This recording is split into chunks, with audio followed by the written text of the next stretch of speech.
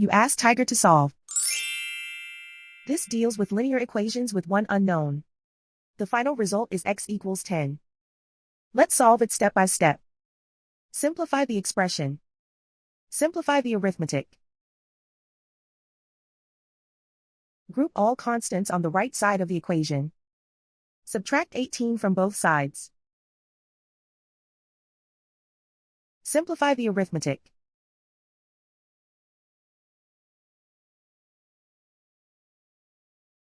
Isolate the x. Divide both sides by -3. Cancel out the negatives. Simplify the fraction. Cancel out the negatives. Find the greatest common factor of the numerator and denominator. Factor out and cancel the greatest common factor. And so the final result is x equals 10.